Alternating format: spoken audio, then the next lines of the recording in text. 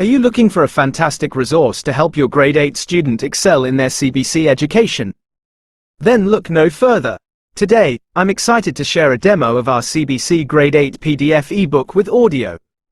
This innovative learning tool combines the ease of a PDF ebook with the benefit of engaging audio narration, making it a perfect choice for both visual and auditory learners. In this demo, you'll get a taste of the ebook's format, content, and the quality of the audio narration.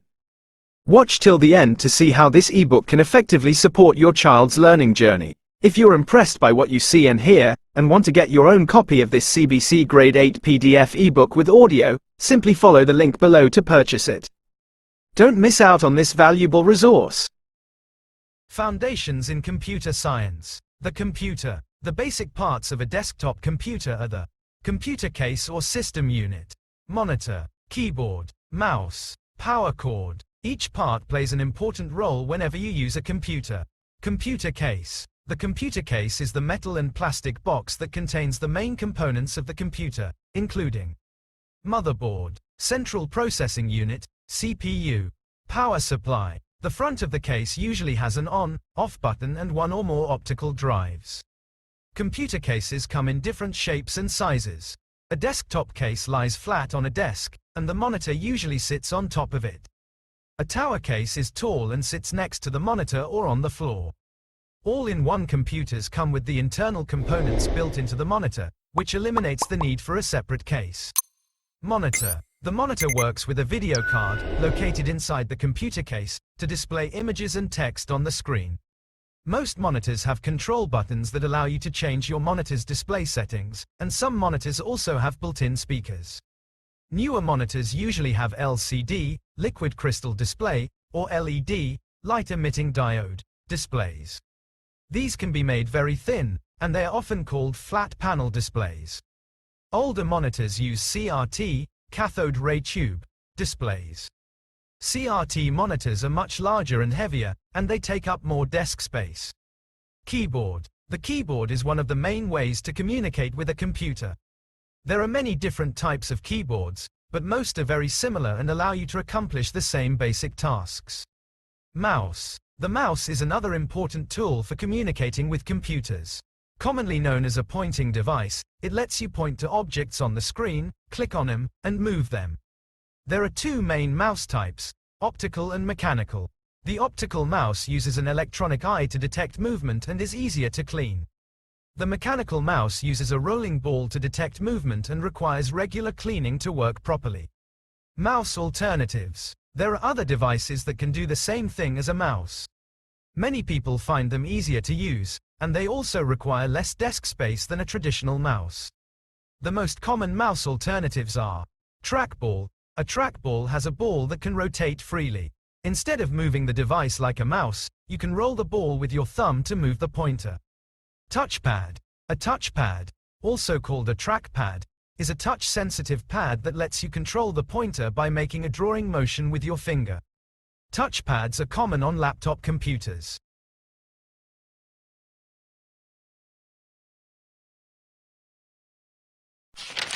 Assembling and disassembling computer case, Part 1 CPU Assembly. This guide provides a step-by-step process for assembling a CPU, emphasizing careful handling and proper component placement. Before you begin, 1. Take inventory. Ensure you have all necessary components and tools, including case, tower, cabinet, motherboard, processor, CPU, heat sink and CPU fan, SMPS, power supply unit, hard disk drive, HDD, CD, DVD drive, RAM, random access memory, CMOS battery, screwdriver set. 2. Prepare workspace. Choose a spacious, flat surface like a table or floor to comfortably assemble the PC. Allow for several hours of uninterrupted work. 3. Prepare CPU case. Remove the side panel and verify the screw brass standoffs are correctly positioned. Refer to the case manual for proper placement if needed. CPU assembly. 1. Install motherboard. Carefully remove the motherboard from its packaging and place it on an anti-static bag to prevent static damage. Secure the motherboard onto the case, ensuring no visible defects. Consult the motherboard manual to familiarize yourself with its layout and socket locations. Check the motherboard socket layout and ensure the ports on its back panel match the holes on the case's I/O shield. If necessary, replace the old I/O shield with the new one from the motherboard. Carefully position the motherboard on the standoffs, align the holes, and use the provided screws to secure it to the case. Don't forget to install the CMOS battery in its designated slot. 2. Install processor, CPU. Locate the CPU socket lever and unlock it. Carefully line up the CPU pins and gently place it into the socket, ensuring proper orientation, usually indicated by an arrow or missing pin. Align the triangular symbols on the processor with the socket key marks. Close the lever to secure the CPU in place. 3. Install CPU heatsink. Follow the manufacturer's instructions for installing the heatsink and cooling fan. If using a separate heatsink and thermal grease, apply a thin layer of grease to the CPU surface to facilitate heat transfer. Some heatsinks come pre-applied with grease.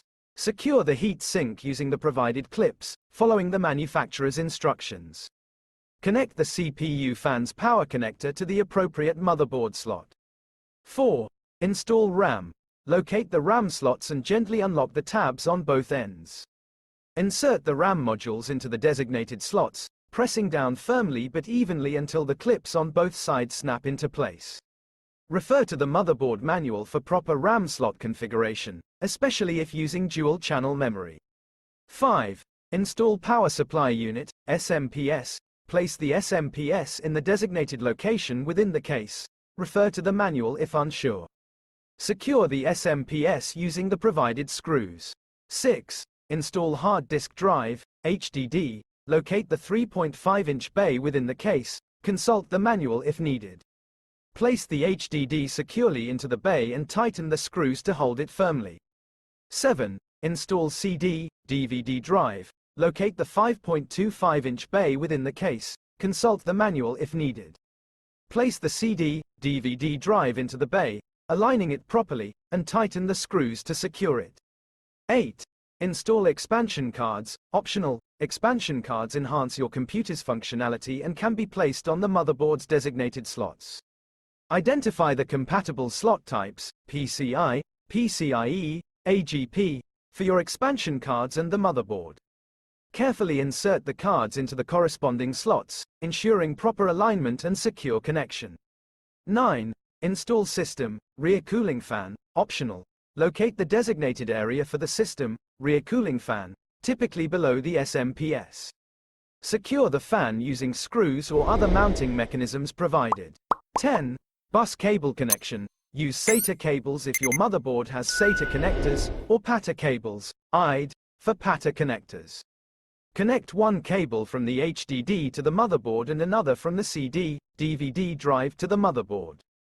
11. Power cable connection. Locate the 2024 pin ATX power connector port on the motherboard and connect the matching cable from the SMPS, ensuring proper locking mechanisms. Find the 4-pin ATX power connector port near the CPU socket and connect the corresponding